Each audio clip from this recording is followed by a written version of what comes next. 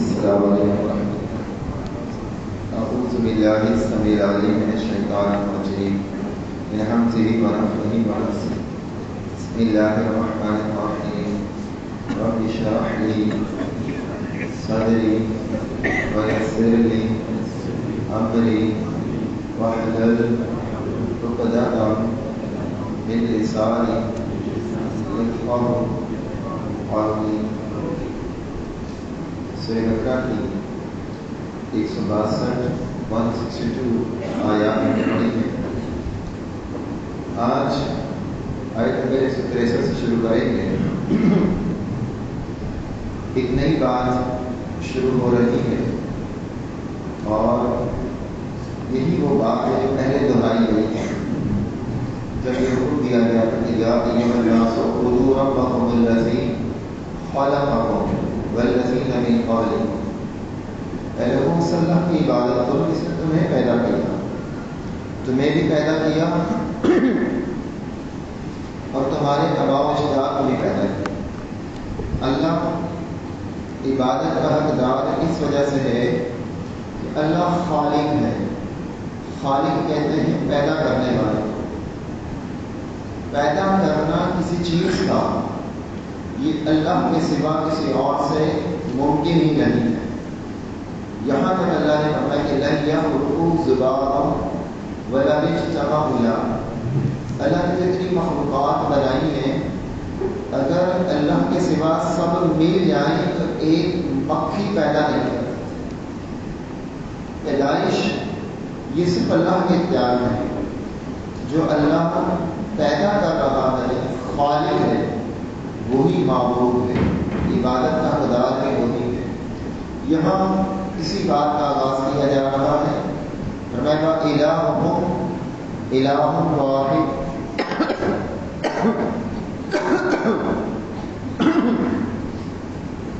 وَإِلَٰهُ اور تمہارا معبود الہ معبود ہے، واحد ایک ہی معبود ہے۔ تمہارا معبود ایک ہی معبود ہے، یعنی اللہ رب ایک ہی ہے۔ جو لوگوں نے معبودان باطل بنائے ہیں، وہ درختوں کو، پتھروں کو، شجر کو، حجر کو، قبر کو، سورج کو، چاند کو، یا انسانوں میں سے انبیاء کو، اولیاء کو یا فرشتوں کو، اگر کسی نے کسی کو بھی معبود بنایا ہے تو وہ معبود نہیں ہے۔ اللہ معبود ہے۔ وَإِلَٰهُكُمْ إِلَٰهٌ وَاحِدٌ لا الہ الا ہو، نہیں ہے کوئی معبود الا ہو مگر وہی، یعنی وہ اللہ ہی تمہارا معبود ہے۔ الرحمن الرحیم، جو بڑا مہربان اور نہایت رحم کرنے والا، جو بڑا مہربان ہے اور نہایت رحم کرنے والا۔ یہاں اب ایک منٹ کے لیے رک جائیں۔ ہم تو مسلمان ہیں، ہم نے تو اس قرآن کو مان لیا کہ اللہ معبود ہے، ہم اللہ کی عبادت کرتے ہیں، اللہ کے سوا کوئی معبود نہیں۔ اب ایک شخص ہندو ہے، سکھ ہے، مجوسی ہے، پارسی ہے، لہریہ ہے، کمیونسٹ ہے، اسے ہم کیسے باور کرائیں کہ اللہ ایک ہے؟ اسے ہم کیسے یقین دلائیں؟ اب یہ سوال ہوتا ہے کہ کمیونسٹ ہم سے یہ بات کرے یا کوئی پارسی ہم سے کہے، کوئی سکھ ہم سے کہے۔ چلو یہودی اور عیسائی بھی اللہ کو مانتے ہیں، وہ آسمانی کتابوں کے قائل ہیں، انہیں ہم سمجھا رہے ہیں، لیکن جو دیگر ادیان اور مذاہب ہیں اگر وہ ہم سے بات کریں کہ آپ یہ کہتے ہیں وَإِلَٰهُكُمْ إِلَٰهٌ وَاحِدٌ، ہم تو اس بات کو مانیں تمہارا معبود ایک ہی ہے، اس کے سوا کوئی معبود نہیں، اور وہ رحمان اور رحیم ہے، بڑا مہربان ہے۔ اس کی رحمت کے تذکرے اور اس کے رحیم ہونے کے تذکرے یہ ہم پڑھ بھی چکے، سن بھی چکے۔ اللہ معبود ہے، اب ان کو کیسے سمجھائیں؟ سوال یہ ہے۔ اگلی آیت میں اللہ نے خود سمجھا، اللہ نے دلائل دے رہا ہے، اللہ تعالیٰ نے بتا رہا ہے کہ اللہ معبود ہے، اس کی دلیل کیا ہے، اس کی نشانی کیا ہے۔ آپ کہیں نا کہ سونا خالص ہے، اس کی نشانی کیا ہے؟ وہ نشانی ہوتی ہے، نشانی کون بتاتا ہے؟ سنار۔ سنار کے علاوہ کون بتا سکتا ہے؟ جو ایکسپرٹ ہو جاتا ہے اس معاملے میں وہی بتا سکتا ہے۔ یہ کپڑا پیور کاٹن ہے یا اس میں ٹی سی پولیسٹر مکس ہے؟ کون بتاتا ہے؟ جو کپڑے میں مہارت رکھتا ہے۔ یہ لیدر ہے یا ریگزین ہے؟ کون بتاتا ہے جو مہارت رکھتا ہے؟ وہ کچھ نشانیاں ہوتی ہیں، وہ ہاتھ سے دیکھ کر پرکھ کر اس کو استعمال کر یا کسی چیز میں ڈال کر یا کسی مشین سے گزار کر بولتے ہیں ہم نے اسے چیک کر لیا یہ خالص ہے، یہ فلاں چیز یہ ہے۔ اس کی نشانی سے انسان اسے پہچانتا ہے کہ یہ فلاں چیز ہے۔ اب اللہ نے فرمایا کہ اللہ تمہارا معبود ہے۔ اب اللہ نشانیاں بتا رہا ہے کہ کس بیس پر اللہ معبود ہے۔ اب وہ باتیں اللہ بتا رہا ہے، اس میں سب عاجز ہیں، ساری دنیا کو چیلنج ہے۔ یہ نشانیاں جو اللہ نے بتائی اپنے معبود ہونے کی، اس کا کوئی انکار نہیں کر سکتا۔ میں ان فی خلق السماوات، بے شک اس کی نشانیوں میں سے ہے آسمان کا پیدا کرنا۔ یہاں لفظ نشانیاں نہیں ہے، لیکن جہاں آیت ختم ہوتی ہے وہ آخر میں ہمیں آیات لقوم یعقلون، یہ اللہ کی نشانیاں ہیں۔ اینڈ میں ساری باتیں بیان کرنے کے بعد فرمایا کہ یہ اللہ کی نشانی، یہ اللہ کے رب ہونے کی نشانی۔ پہلی نشانی کیا؟ ان فی خلق السماوات، اس نے بے شک پیدائش میں آسمانوں کی پیدائش میں اللہ کی نشانی ہے۔ اللہ تعالیٰ نے آسمانوں کو بغیر ستونوں کے پیدا کیا اور اتنی بلندی پر پیدا کیا۔ آج دنیا بہت ترقی کر گئی ہے لیکن بغیر ستون کے چھت نہیں بنا سکتے، اسے چھت کو سہارا دینا ہی دینا، یا تو نیچے سے دیتے ہیں یا ہم نے لاہور میں راوی روڈ پر ایک پل بنا تھا، اس کو انہوں نے اوپر سے سہارا دیا، یا بعض آپ نے دریاؤں میں بھی پل دیکھے ہوں گے نا کہ لوہے کی گرل لگا کر اوپر سے سہارا دے دیا جاتا ہے کہ نیچے پل نہیں گرتا، یا تو اوپر سے سہارا دیا جاتا ہے یا نیچے سے۔ اللہ تعالیٰ نے فرمایا اللہ الذی خلق سبع سماوات، اللہ تعالیٰ نے 7 آسمان پہ گھر پہ بنائے اور پھر سبع سماوات 7 بنائے اور بغیر ستونوں کے بنائے، بغیر عمد ترونھا، تم دیکھتے ہو کہ کوئی ستون نہیں ہے، نہ صرف بغیر ستونوں کے ہیں بلکہ کوئی نقص اور عیب بھی نہیں ہے۔ اللہ تعالیٰ فرماتا ہے فرجع البصر هل ترى من فطور، اپنی نگاہ اٹھاؤ، تمہاری نگاہ تھک کر واپس آ جائے۔ آپ کوئی بلڈنگ دیکھتے ہیں نا، کوئی گھر دیکھتے ہیں، کوئی عمارت دیکھتے ہیں، کوئی گاڑی دیکھتے ہیں، کوئی کپڑا دیکھتے ہیں، آپ کے ذہن میں خیال آتا ہے کہ یہاں یہ نقص ہے، یہ ہوتا تو بہتر ہوتا۔ کوئی ایکسپرٹ دیکھتا ہے تو بولتا ہے، کوئی انجینئر کسی گھر کو دیکھتا ہے، انجینئر کسی گھر کو دیکھتا ہے کوئی نہ کوئی نقص نکال لیتا ہے۔ اب آپ کپڑے سیتے ہیں، کوئی درزی بہتر ہے، آپ سے زیادہ اچھا ایکسپرٹ ہے، وہ کہے گا نہیں کہ یوں نہیں یوں ہوتا تو زیادہ اچھا ہوتا، لیکن آسمان کو بنے ہوئے ہزاروں سال ہوتے ہیں، کوئی نقص نکالا کسی؟ قرآن کہتا ہے فرجع البصر هل ترى من فطور، ہماری نگاہ تھک جائے گی لیکن اس آسمان میں کوئی نقص اور عیب نہیں نکالتا۔ ثم ارجع البصر کرتين ينقلب، پھر دوبارہ دیکھو، پھر دوبارہ دیکھو، تمہاری نگاہ تھک کر لوٹ آئے گی لیکن اللہ کی بنائی ہوئی اس خلقت میں کوئی نقص نہیں۔ پھر بغیر ستونوں کے بنایا، اتنا بلند بنایا، یہ اللہ کی نشانی ہے۔ اللہ کے سوا کون بنا سکتا ہے؟ کوئی ہے ہستی؟ کوئی ذات ہے؟ اچھا اگر اللہ کے سوا کسی اور نے بنایا ہوتا تو وہ ہستی میدان میں آتی نا کہ میں نے بنایا، کچھ بھی نہ رہتی۔ اگر کسی اور کی تخلیق ہوتی تو اپنے آپ کو ظاہر کرتی، لیکن اللہ کے اس چیلنج کو کبھی کسی نے قبول ہی نہیں کیا کہ وہ کوئی چیز پیدا کر کے دکھائے۔ لوگوں نے یہ تو کہا کہ فلاں بھی معبود ہے، فلاں بھی عبادت کے لائق ہے، فلاں بھی رکوع اور سجدے کے لائق ہے، لیکن آج تک کسی نے یہ نہیں کہا کہ فلاں نے یہ پیدا کیا۔ یہ ہے دلیل اللہ کے رب ہونے کی۔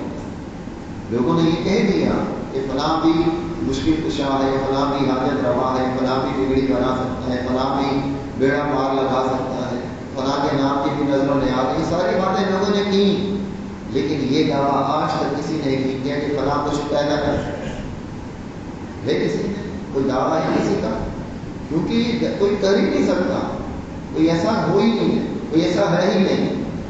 سب سے پہلی نشانی کیا بتائی؟ خلق السماوات، آسمان بنائے، پھر والارض، اور زمین، یہ بھی اللہ کی نشانی۔ یہ زمین پر آپ رہتے ہیں نا، یہ زمین اللہ کی نشانی ہے، اور اللہ تعالیٰ نے زمین کو آپ کی رہائش کے قابل بنایا۔ اگر زمین میں جنبش ہوتی، حرکت ہوتی، تو آپ زمین پہ رہ نہیں سکتے۔ جب زلزلہ آتا ہے کیا ہوتا؟ کھڑا ہوا انسان گر جاتا ہے۔ جب اللہ نے زمین بنائی تھی تو زمین میں حرکت تھی، اللہ نے پھر پہاڑوں کو گاڑ دیا، زمین ساکن ہو گئی۔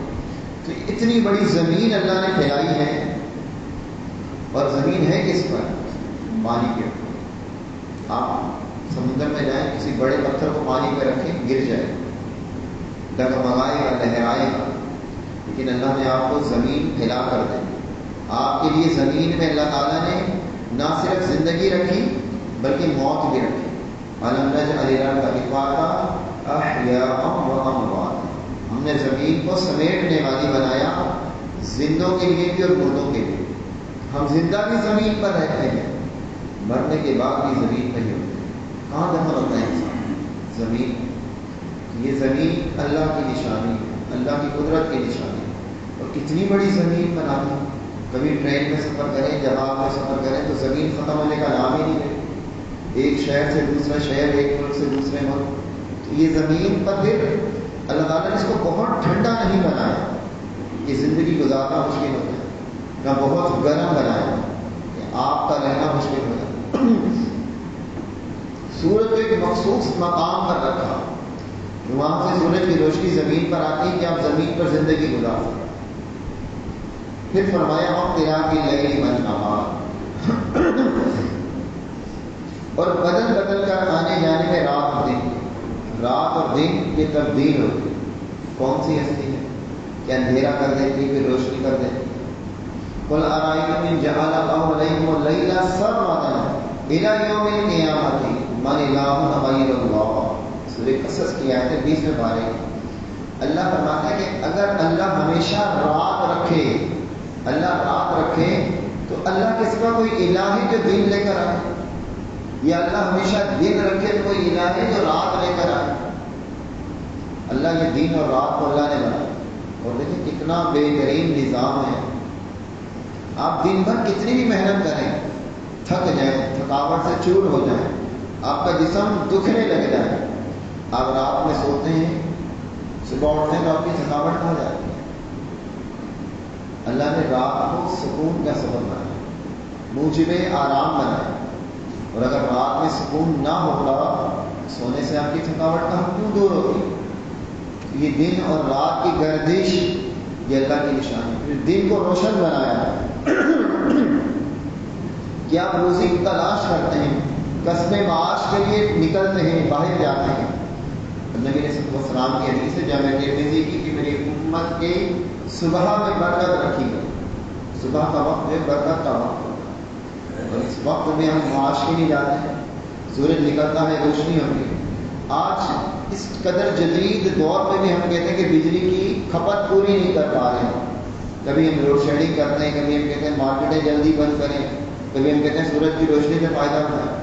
اللہ کا سورج کیسے چل رہا ہے ہزاروں لاکھوں سال، دن اور رات کی گردش، یہ شمسی پیریڈز جو ہے 24 گھنٹے کا ہے۔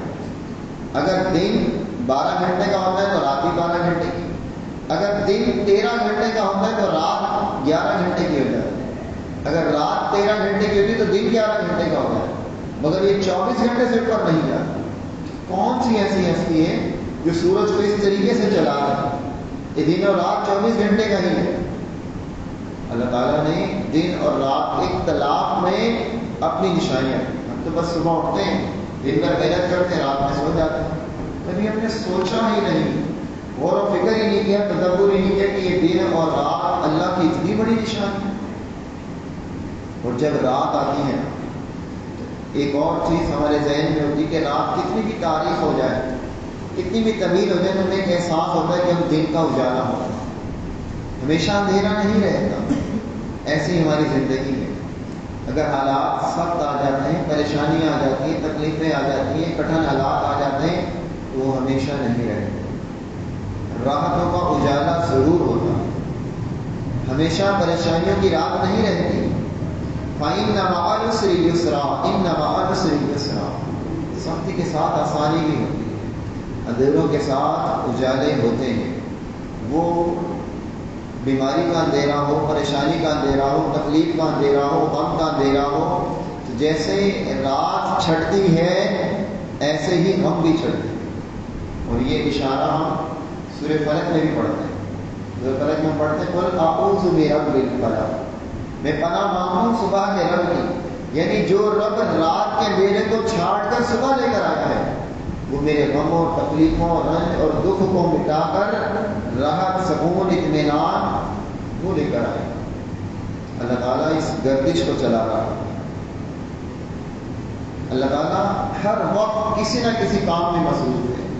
سورہ رحمان میں پڑھتے ہیں کل یوم ہوا فی شأن، کہ وہ ہر وقت، ہر دن کسی نہ کسی کام میں مشغول ہے۔ اسے نیند نہیں آتی، اسے اونگ نہیں آتی، وہ تھکتا نہیں۔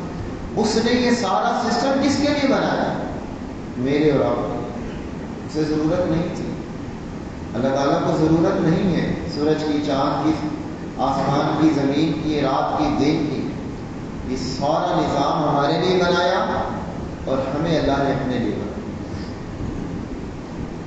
والفلک التی، اور کشتیوں میں، التی وہ جو تجری چلتی ہیں، فی البحر سمندر میں، فی البحر سمندر میں، بما ينفع الناس ساتھ اس چیز کی جو نفع دیتی ہیں لوگوں کو۔ اللہ تعالیٰ نے کشتیاں بنائی، ہمارے لیے کشتیوں میں بھی نشانی ہے جو سمندروں میں چلتی ہیں۔ آج بھی آپ دیکھ رہے ہیں اس جدید دور میں بھی جو سامان کی ترسیل کا سب سے بڑا سبب ہے وہ بحری جہاز ہے، ہوائی جہاز نہیں ہے۔ جو مال باہر ملکوں میں جاتا اور آتا ہے اس کا سب سے بڑا ذریعہ یہ بحری جہاز ہے۔ اور کتنے بڑے بڑے جہاز ہیں، 2 ہیکل جہاز، محلوں کی طرح کئی کئی منزلہ اور لاکھوں کروڑوں ٹن وزن ہوتا ہے، لیکن ڈوبتے نہیں۔ کس نے تھام رکھا؟ اور جب کوئی شخص چیلنج دینے پر آئے، 1905 میں ہوا تھا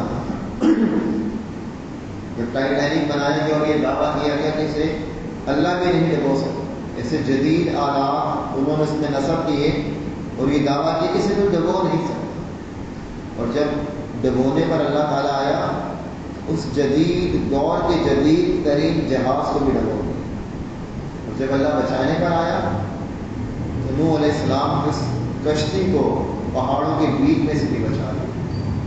بسم اللہ مجریہا ومرساہا ان ربی لغفور رحیم۔ جب اس سواری پر انہوں نے اللہ کا نام لیا، اللہ نے اسے پوری زمین کے پانی میں سے بچایا۔ اور جس پر اللہ کو چیلنج کیا گیا، اللہ نے اس کو پہلے ہی سفر میں ڈبو دیا۔ یہ بڑے بڑے جہاز، ہم تو کراچی شہر میں رہتے ہیں، ہمیں اس چیز کا موقع ملتا ہے کہ کیواڑی پہ، منوڑا پہ جا کے ان چیزوں کا نظارہ کرتے ہیں۔ ہم دیکھ نہیں سکتے لانچیں، کشتیاں، جہاز کیسے پانی میں کھڑے ہیں، کتنا وزن لے کر کھڑے ہیں۔ یہ اللہ کی قدرت ہے نا۔ اور اگر یہ پانی اس وزن کو برداشت نہ کرے، آپ 1 کلو کا باٹ رکھیں، 1 کلو ڈوب جائے، 1 کلو کا پتھر کیواڑی پہ جا کے رکھیں، ڈوب جائے گا۔ لیکن کروڑوں ٹن وزن کس نے سنبھالا؟ یہ کس کی نشانی ہے؟ اللہ کی۔ اور اگر اللہ اسے نہ تھامے، لیکن ہم سمجھ نہیں پاتے۔ یہ ایسے ہی گھڑی کی سوئیاں حرکت کر رہی ہیں، ہم بیٹری کا، سیل کا، مشین کا انکار کرتے ہیں، انہیں نہیں کی بچ سوئیاں خود چل رہی ہیں۔ تو جہازوں کو کھڑا ہوا تو دیکھتے ہیں، لیکن اللہ کے وجود کا انکار کرتے ہیں کہ نہیں، کوئی اللہ نہیں۔ پھر کس کا تھاما ہے؟ کون تھامے ہوئے؟ کہ جب ڈوبتے ہیں تو ڈوبتا کیوں ہے؟ پھر جہاز ڈوب کیوں جاتا ہے؟ مطلب کوئی ہستی ہے جو انہیں چلا رہی ہے اور ڈبو بھی دیتی ہے۔ اور پھر بما ينفع الناس، اللہ نے اس بات کو خود کہا کہ بما ينفع الناس، اس میں لوگوں کے لیے فائدہ ہے، یہ نہیں ہمارے اور آپ کے لیے فائدہ۔ ہم سفر بھی کرتے ہیں، ہمارے سفر بھی ہوتے ہیں اور ہمارے تجارت کے مال بھی ہوتے ہیں۔ وما انزل اللہ، اور اس میں جو نازل کیا ہے اللہ نے، انزل اللہ جو اللہ نے نازل کیا من السماء آسمان سے من ماء پانی میں سے. یہ بھی اللہ کی نشانی. کتنی نشانیاں ہیں نا, اللہ کے کتنے تذکرے آ رہے ہیں. یہ ہے ہمارا رب. کوئی بارش برسا سکتا ہے؟ ہمارے یہاں کتنے بادل آ کر گزر جاتے ہیں, اور کبھی بادل نہیں ہوتے, اچانک موسم بنتا ہے, بارش برسنا شروع ہو جاتی ہے. پھر یہ بارش کون برساتا ہے؟ یہ ابھی بخارات سمندر سے کون اٹھاتا ہے؟ سمندر سے بخارات اٹھتے ہیں. سمندر کا پانی کیسا ہے؟ کھارا ہے. یہ بخارات جب اٹھتے ہیں تو خلا میں جاتے ہیں, پھر یہ بادلوں میں تبدیل ہوتے ہیں. جب یہ کھارا پانی بادلوں میں تبدیل ہوتا ہے تو پھر یہ میٹھا بن جاتا ہے. یہاں کون سا فلٹر لگا تھا, کون سا پلانٹ لگا تھا؟ آپ ایک گلاس کھارا پانی میٹھا نہیں کر سکتے. کر سکتا ہے کوئی؟ وہاں کون سا پلانٹ لگایا ہوا ہے؟ یہ کس نے لگایا؟ پھر وہی بادل ہواؤں کے ساتھ گردش کرتے ہیں, جہاں اللہ پہنچانا چاہتا ہے وہیں پہنچتے ہیں. اور ویسے آپ بادل دیکھیں, آپ کو دھواں لگے گا. بادل میں پانی نہیں لگتا. شمالی علاقے جاتے ہیں, جن لوگوں نے مشاہدہ کیا ہے نا, بادلوں میں ایسے گھوم رہے ہوتے ہیں کہ ہمارے جسم کو ٹچ کر لیتا ہے, لیکن گیلے نہیں ہوتے, پانی تو نہیں لگتا. لیکن اسی بادل سے اللہ پانی برساتا ہے. اور جب پانی برساتا ہے ماء طہورا, سورہ فرقان میں پایا کہ ہم پاکیزہ پانی برساتے ہیں. نبی علیہ السلام ایک دن بارش ہو رہی تھی, آپ نے اپنی قمیض ہٹا دی, اپنے جسم اندر میں بارش کا پانی لگا دیا. صحابہ نے پوچھا کیا ہے یہ؟ میں اللہ کی نعمت کرنٹ آ رہا ہے, تازی تازی آ رہا ہے. یہ کیا ہے؟ یہ اللہ کی نشانیاں ہیں.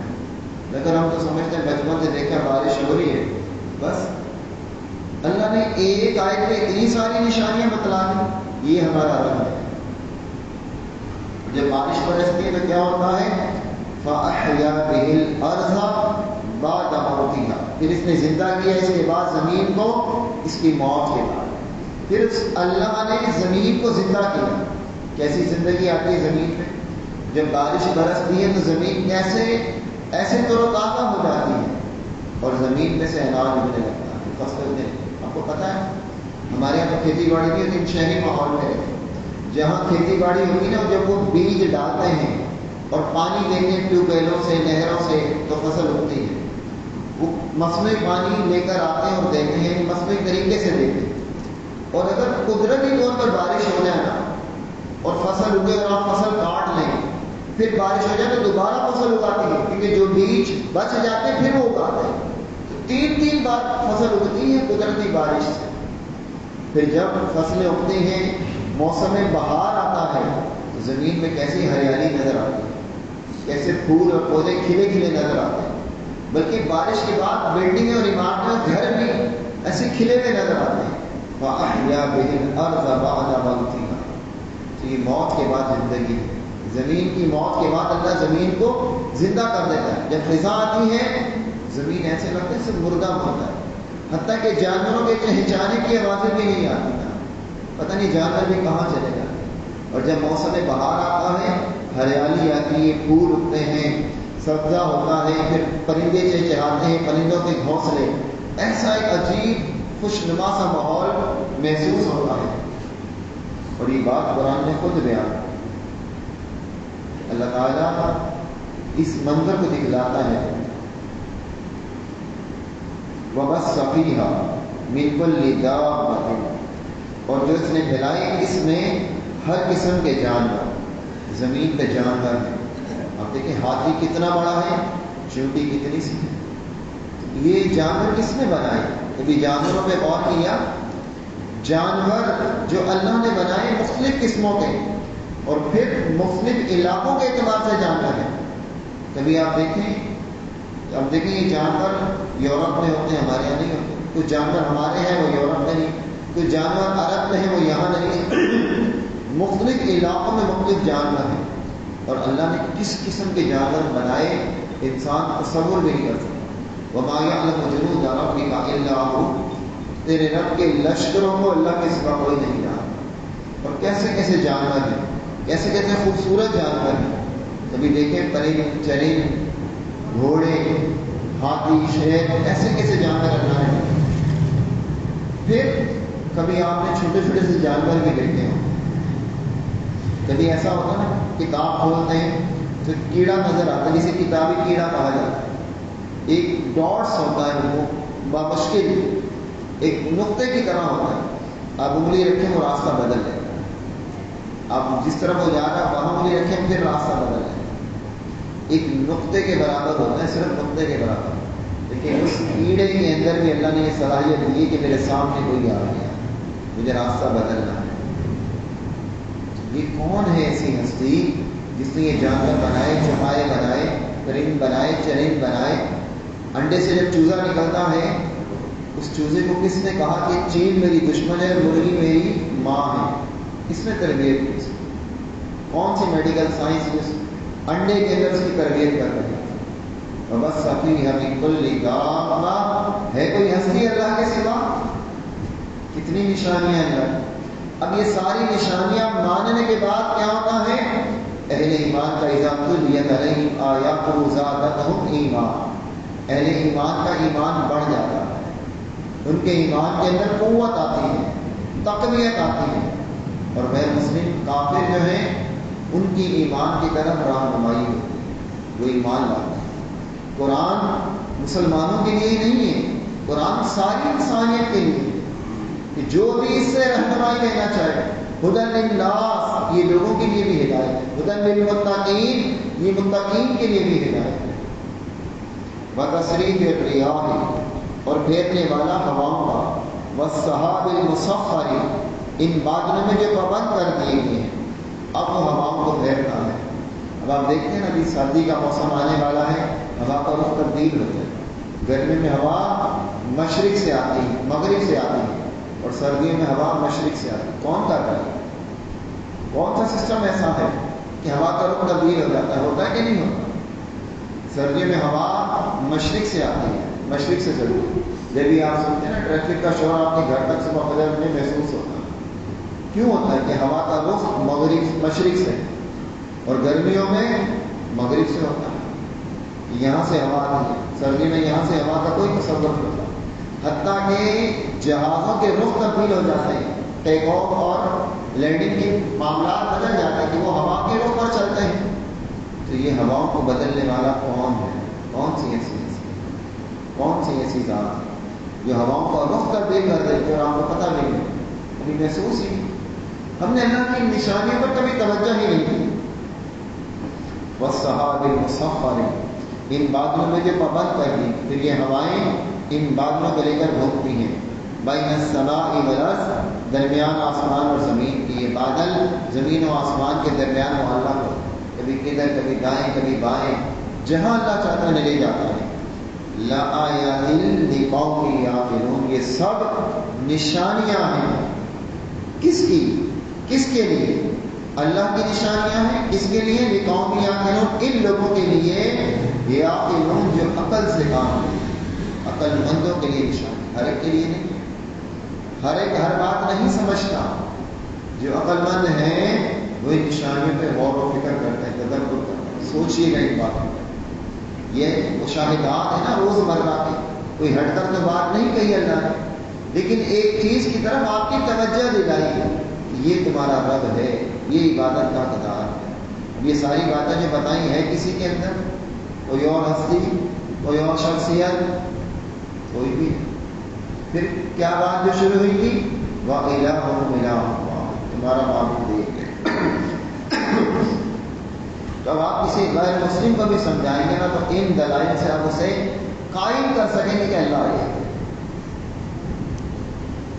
وَمِنَ النَّاسِ اور بعض لوگوں میں ہیں مَن يَتَّخِذُ جو بناتے ہیں مِن دُونِ اللَّهِ سوائے اللہ کے دوسروں کو اندادن شریک. کچھ لوگ ایسے جو اللہ کا شریک بناتے ہیں. شریک کیا ہوتا ہے؟ شرک کرنا، کسی کو شراکت ہے، اور یہی سب سے بڑا گناہ ہے.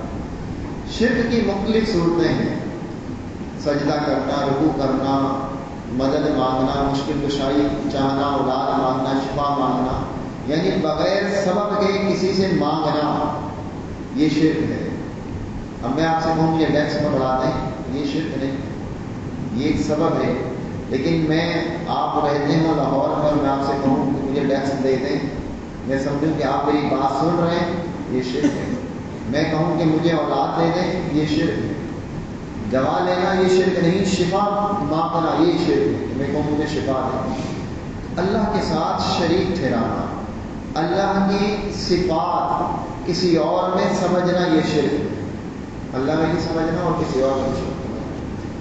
اب یہاں اللہ تعالیٰ نے ایک بات ارشاد فرمائی کہ لوگوں میں سے بعض ایسے ہیں جو اللہ کا شریک بناتے ہیں. اس بات کو آگے بڑھنے سے پہلے ایک نقطہ سمجھیں. ہمارے جسم کی مختلف ضروریات ہیں. مثلا ہماری جسم کی ضرورت ہے اسے کھانے پینے کی ضرورت ہے. ہماری روح کی ضرورت ہے اسے کچھ آواز چاہیے، چاہے وہ قرآن کی ہو چاہے وہ موسیقی کی ہو. اب جیسا جس کا نفس ہے وہ ویسی آواز کو پسند کرتا ہے. جو خبیث نفس ہے وہ گانے بجانے کی آوازوں کو پسند کرتا ہے. جو نفس مطمئنہ ہے قرآن کی آواز کو پسند کرتا ہے. لیکن نفس کی ایک روح کی ایک حاجت ہے. اسی طرح ہمارے جذبات کی بھی ایک حاجت ہے. ہمارے جذبات کی حاجت کیا ہے؟ ہم کسی سے محبت کریں. یہ ہمارے جذبات ہیں. انسان محبت کرتا ہے، ماں باپ سے کرتا ہے، اولاد سے کرتا ہے، مال و دولت سے بھی کرتا ہے، روپے پیسے سے کرتا ہے، کسی چیز سے کرتا ہے، کسی کھیل سے کرتا ہے، کسی گھر سے کرتا ہے، کسی اور شغل میں مشغول ہو جاتا ہے، اس سے محبت کرتا ہے. تو محبت کرنا یہ ہمارے جذبات کے اندر ہے. محبت کرنا گناہ نہیں ہے. یعنی وہ لمٹ اور حدود کے اندر رہ کر جو شریعت نے بتائی. آپ اپنے والدین سے محبت کرتے ہیں کوئی گناہ نہیں. آپ اپنی اولاد سے محبت کرتے ہیں کوئی گناہ نہیں. آپ کو اگر مال کی بھی محبت ہے تو کوئی گناہ والی بات نہیں. آپ کو اگر اپنے گھر سے محبت ہے، اپنی گاڑی سے محبت ہے تو کوئی گناہ والی بات نہیں. لیکن اس آیت میں یہ بات بتائیے کہ محبت شرک ہے. وہ کون سی محبت ہے اس کو سمجھنا ہے. فرمائے کہ لوگوں میں سے بعض ایسے ہیں کہ جو اللہ کا شریک بناتے ہیں. کیسے شریک بناتے ہیں؟ یحبونہم، وہ ان سے محبت کرتے ہیں کحب اللہ، جیسے اللہ سے محبت کرنی چاہیے. وہ ایسی محبت ان لوگوں سے کرتے ہیں. اگر آپ اللہ جیسی محبت اپنی اولاد سے کریں گے نا تو یہ شرک ہے. اگر اللہ جیسی محبت اپنے والدین سے کریں گے یہ بھی شرک ہے. یہ قرآن کہہ رہا سادہ سا ترجمہ ہے، کوئی تفسیر اور کوئی تشریح نہیں. اگر اللہ جیسی محبت اپنے مال سے کریں گے تو یہ بھی شرک ہے. اب کیا معنی ہے اس کا؟ مطلب جب انسان کسی کی محبت میں مبتلا ہو جاتا ہے پھر اٹھتے بیٹھتے سوتے جاگتے اس کے دماغ میں اسی کا تصور ہوتا ہے، کوئی اور تصور نہیں ہوتا. اسی کو محبت کہتے ہیں. اور پھر لوگ کہتے ہیں کہ محبت اور جنگ میں سب جائز ہے. جھوٹ بولو، ایسا کچھ جائز نہیں. ہر چیز کی لمٹ اور حدود ہے، ان حدوں پہ رہنا.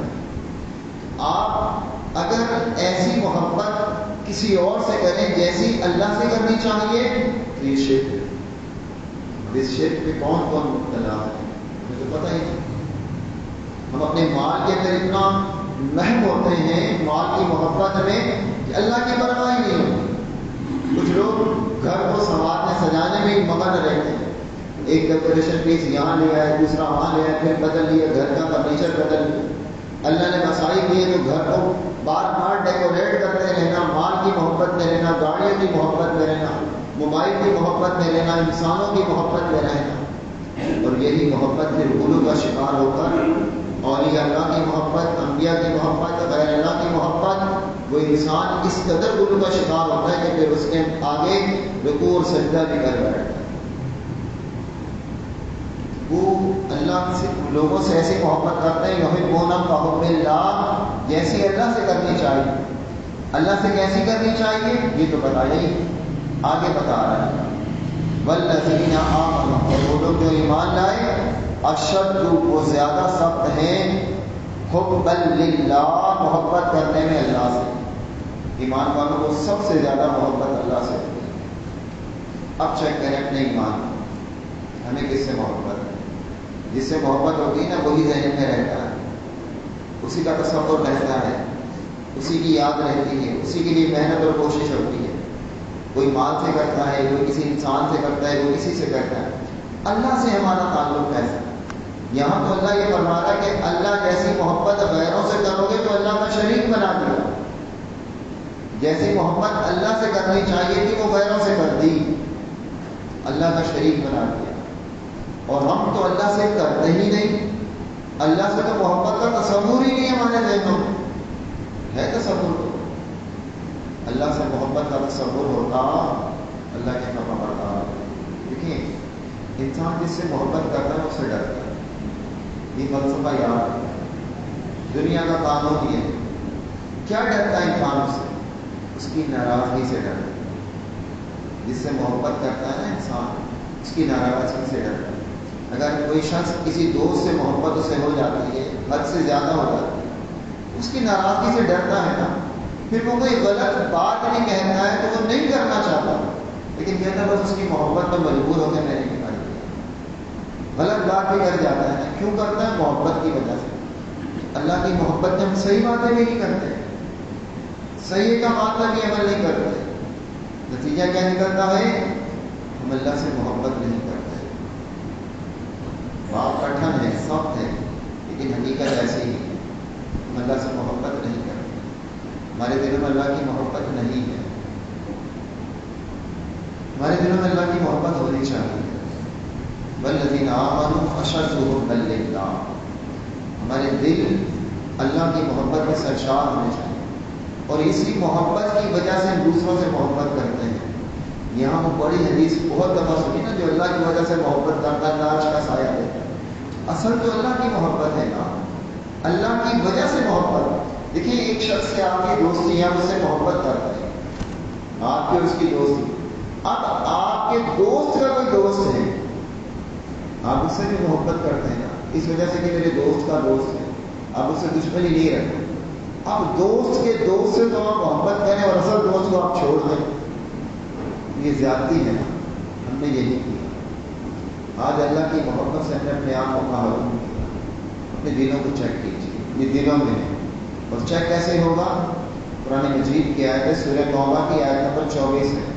فرمایا قل ان کان آباؤکم وابناؤکم واخوانکم وازواجکم وعشیرتکم واموال اقترفتموها وتجارة تخشون کسادها ومساکن ترضونها، 8 چیزوں کا تذکرہ کیا اللہ نے، کچھ باقی نہیں بچا، زمین پر کچھ بھی باقی نہیں بچا۔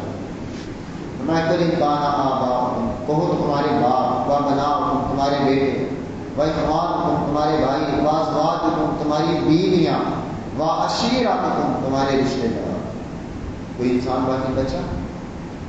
واموال اقترفتموها تمہارے مال جو تم نے کمائے ہیں، تمہارے مال جو تم نے کمائے ہیں، وتجارۃ تخشون کسادها تمہاری تجارتیں جس کا مندہ پڑنے کا تمہیں خوف رہتا ہے۔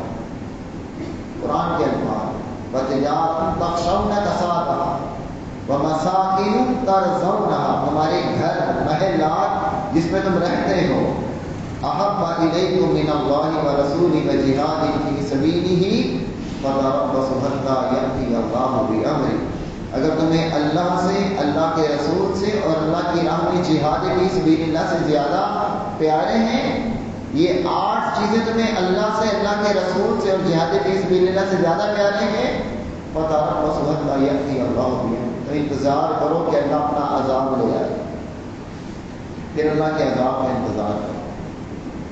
سب سے زیادہ محبت ہمیں اللہ سے ہونی چاہیے۔ وَلَوْ يَرَى الَّذِينَ، اور اگر دنیا میں دیکھ لیں، الَّذِينَ وہ لوگ جنہوں نے ظلم کیا، اِذْ يَرَوْنَ الْعَذَابَ اس وقت جب وہ دیکھیں گے عذاب کو، جنہوں نے ظلم کیا وہ عذاب دیکھیں۔ ظلم کہاں کیا؟